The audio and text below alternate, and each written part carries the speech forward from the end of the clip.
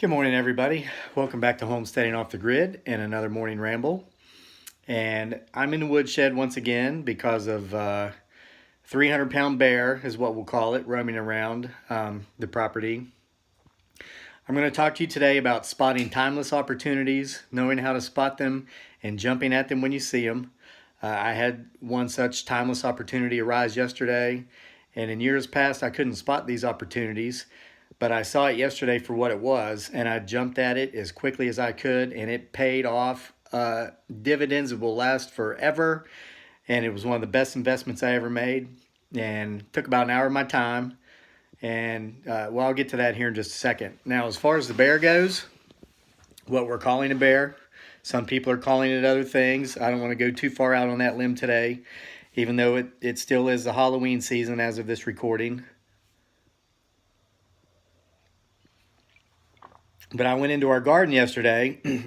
You might remember we did plant fall crops, and just like our spring crops, the weeds won again, but we had a lot of icicle radishes, tons of them, and they were huge. And I was going in there to harvest some. I was actually going to make a video of it to show that, despite the weeds and despite some of the other stuff not coming up, we got a bunch of radishes. Well, they were all gone. They had not been dug up, they had been plucked up.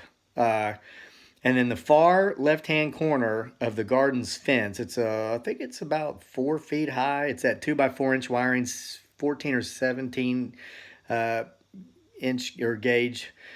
It's pretty strong. We used to keep rabbits in there. But right there where the fence connects to the T-post on the corner, it was just crushed almost straight down. Like something very large had just stepped on top of it to go over it. So, and I hadn't noticed that until yesterday. So that's been very recent. So anyway, timeless opportunities, time. Here it is. I just mentioned that it's the Halloween season. It seems like yesterday, me and my beautiful bride, Dearly, and our darling son, Daniel, were down on the lawn behind the rotunda at the campus of the University of Virginia, trick-or-treating on Halloween. That's kind of a tradition we've done each Halloween since we've been here in the United States, since I've been back and since they've been here for their first time. This will be the third Halloween in the U.S. And the last two, we'd gone to the rotunda.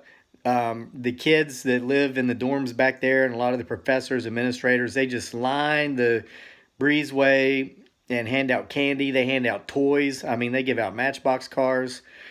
You can do a loop. It takes a while, but you get more candy there than, if you've never done it and you live in the area, you've got to try it. And there are thousands of people. The costumes are awesome. We saw somebody last year dressed like Groot from Guardians of the Galaxy, and this person was on stilts, and they had to have been 8 or 9 feet tall. It was incredible. So, but it's like yesterday we were there, and I remember saying to Daniel as we were leaving, gosh, isn't it a shame we've got to wait an entire year before we can do this again? But then, bam, we're like, as of this recording, just a few weeks away from being able to go back and do that. Where does the time go? And those of you watching know, those of you especially, it started speeding up big time once I hit 30, but then when I hit 40, it's like the brakes came off and we're just going all out, and it just keeps getting faster and faster. And I remember when I used to work with older folks, when I was a financial planner, they told me the older they got, the faster time went. I can see what they were talking about now. So anyway, I've said this before, and I'm going to say it again, and this is why I don't waste a lot of time. And to me, wasting time isn't just, watching television, which is something we don't do because we don't have cable, we don't have TV. I could think of a 10 million bazillion gillion other things I'd rather do than turn my brains to cheese, being programmed, watching television, absorbing the ads, being told what to buy, how to live, what I need to say to be in this 6-month period. But who do I spend my time with? Guys, you know me. I spend it with my wife. I spend it with my son almost exclusively, unless I have an urgent need of sorts to be spending it with someone else. But there are a lot of wonderful people out there. I do have friends. I would just rather spend 5 minutes with my wife and son than spend 2 hours with anybody, or I'd rather spend 2 hours with my wife and son than 5 minutes with anybody. And that's nothing against anybody who's invited me out to their place. That's, nothing against folks that I know that I just don't check in with and say, hey, how you doing? Let's hang out and spend some time together. Uh, and this is based upon experience. I think my experiences in the past, knowing that my wife and my son exclusively at times in my life have been the only people to give me their unconditional love. Unconditional, which means, okay, if you do this, this, and this, and this, we'll love you. But if you stray from these things and don't do them, we're going to withhold our love from you and not give it to you. They've never done that. I know they never will. So we can always make more money. We can always make back money we lose on bad investments. But the one thing we can never get back is our time.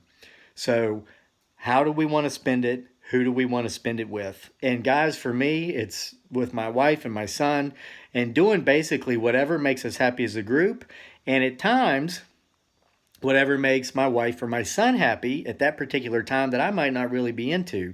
And this is what I'm talking about when I mention timeless opportunities, knowing how to spot them and knowing how to jump. And here's the example. It happened yesterday evening. I've been going crazy on this firewood here lately, and we've got more of it to cut. We've probably got 3 or 4 years worth of firewood laying around here. I need to keep cutting up, chopping up, splitting up. A lot of it's been drying for more than a year, and it's going to be great for this year. Some of it, like the big limb that fell off of our giving tree, the red oak, it's not going to be really ready to burn for a year or 2 years or longer if we want it to get down to 20% moisture. So yesterday, I had my little cart that we took our hayride on yesterday evening, going back and forth from my one neighbor's house over here, the guy who lost some trees in last year's nor'easters, hauling it over here, big pieces of wood to get in the direct sunlight out of the shade from his tree so it can dry better. Wore me out, took a nap. So then yesterday evening, I'm up here working on the limb from the giving tree. So it was my goal. I had about 2.5 hours before dark. My only goal was to get as much of that wood cut and stacked as I could. So I'm 20 minutes into it, and I hear my little boy Daniel down here screaming for me, Daddy, Daddy. So I'm like, yeah, what? He goes, let's go for a joyride.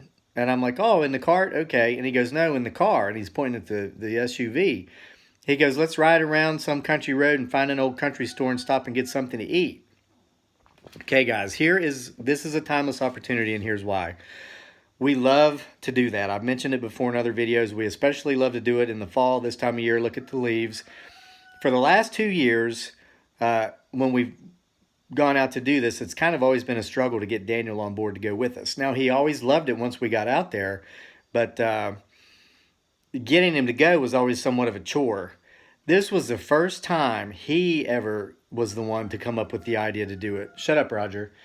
Guys, that's a timeless opportunity. And it didn't matter how much I wanted to get that wood cut up. It doesn't matter that time is going by so fast. Winter will be here before you know it. Because guess what? That little boy is going to be a big boy. Then he's going to be a young man. Then he's going to be an old man someday. That was more of a timeless opportunity. So I jumped at it. I didn't get my wood cut. I didn't get it stacked. I came back down here to the house. And we ended up driving around, stopping at an old country store, getting some chili dogs. And we came back, and he wanted to go for a ride in the cart, so we did that too, made a little video of that. And that thing you see running across the field is a car. There is a road down there at a certain angle on the edge of our property. That's why we planted those tree lines.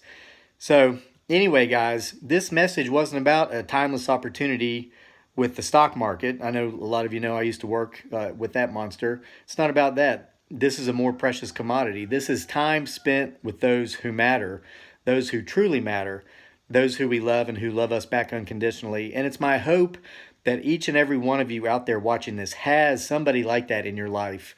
And if you do, and guys, this took me years, unfortunately, to learn, but turn off the television, stop spending time with the people that don't matter. For me, I mean, I used to get invited to go out and get beer and pizza after work when I worked at the post office. Loved my coworkers, great people. I don't drink anyway, and I mentioned that, and they said, well, come drink water and have pizza. And I said, guys, thanks for the invite, and I mean no disrespect, but I've been down here 10, 12 hours today. I'm going to go home to the two most important people in my life because I can't get enough time with them.